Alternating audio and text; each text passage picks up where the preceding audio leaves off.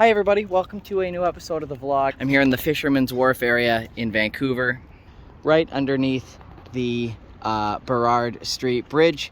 Very old bridge, but not nearly as old as this. This is a remnant of the old Kitsilano Trestle, which was underneath, I believe, a mound of dirt until very recently. They've been doing a redevelopment here, and it has temporarily unearthed some of the structure from this old bridge. It used to go across this water and existed for actually probably about a century.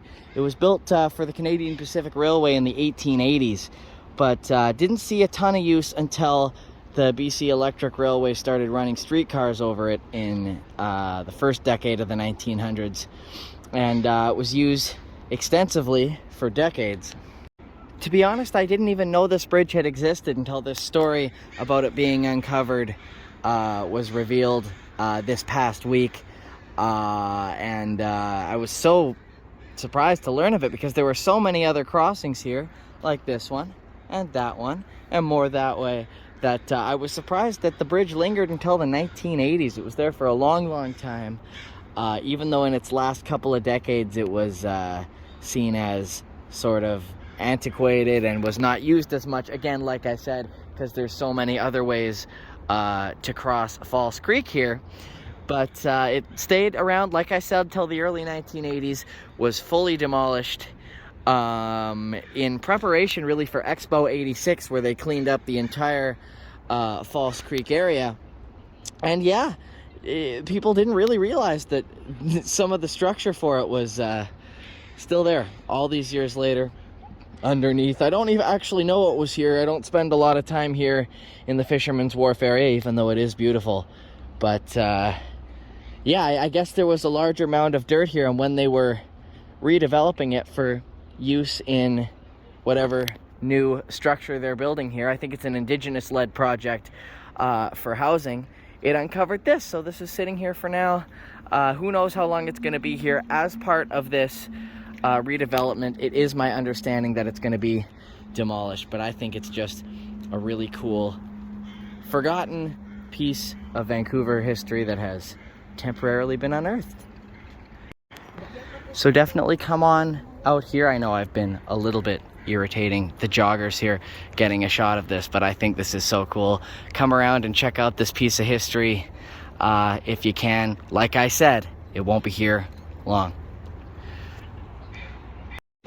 Now what's crazy is, now this construction project goes on for a while, but what's crazy is, if you keep going this way, this long disused rail line actually just keeps going and going through the neighborhood of Kitsilano.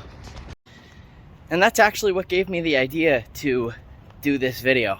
I had been driving every week out to Kitsilano to an open mic I host over at the King's Head pub, and I had started to notice these old railway crossing indicators all over this area, clearly warning about nothing, as there hasn't been an actual rail line left here in the longest time.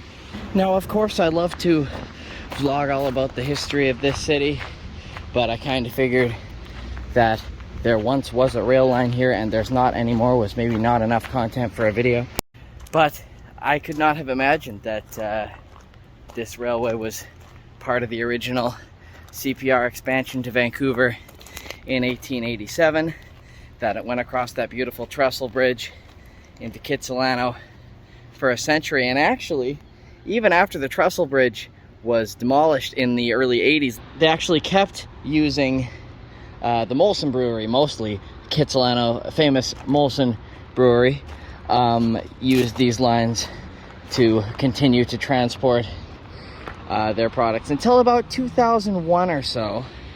And even at that point, they barely used it at all. But some point after 2001, these rails came out and this area was just, yeah, paved over, used for parking and all that good stuff. I was wondering if it is cost prohibitive to remove these old things. As you can see, they're very damaged and old, and like I said, have been serving no real useful purpose for the last 22 years or so, but there's a lot of these. They just keep on going that way.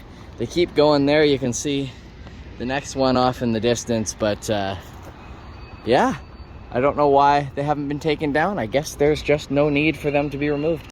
Oh, no way. Are we gonna get some rail remnants here? Like I said, they've been developing some new properties here and have been disturbing this rail line turned walking trail. And here's the place where they've started some work. There could be some old ties and stuff here.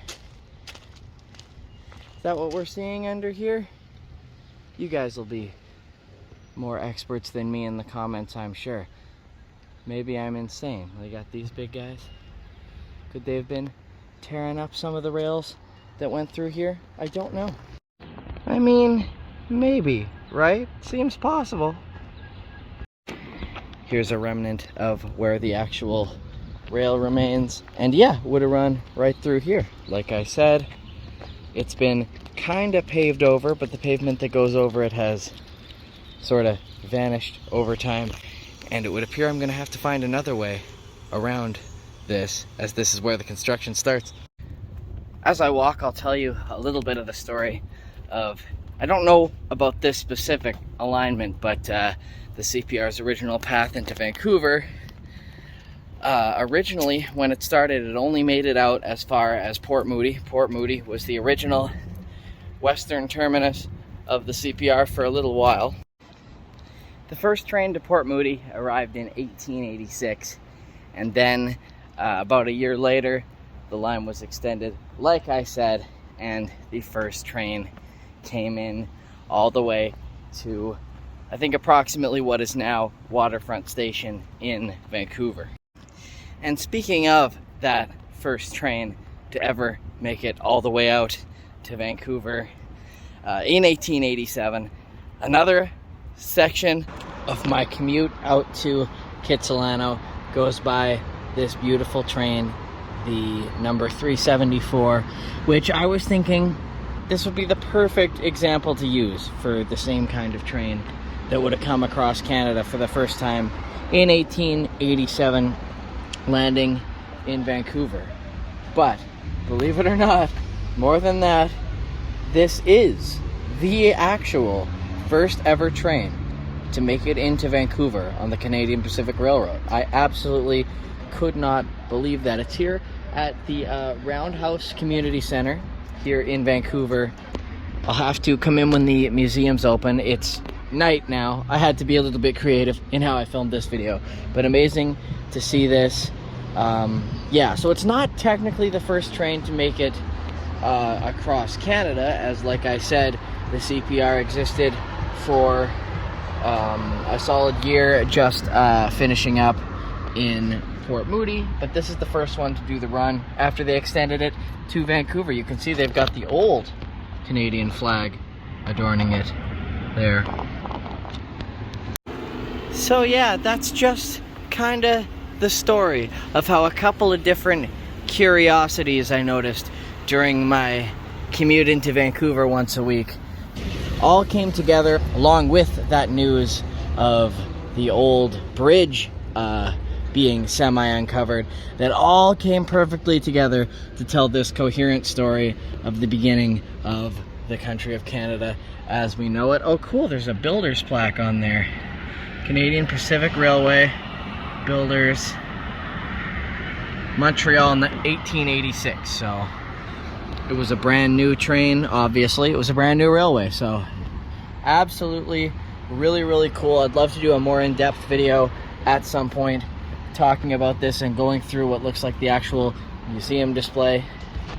But in the meantime, thank you so much for watching this video. This was a really fun little story for me to tell. I hope it's all come together and made any sense. Thank you so much for watching. Like this video if you liked what you saw. Subscribe to my channel if you've been enjoying my videos. And you can ring the notification bell too if you want to be notified whenever I upload a new video, which will be very soon. Thank you so much for checking this out. And if you're ever in downtown Vancouver, come and check out the Roundhouse Community Center and its amazing original CPR train.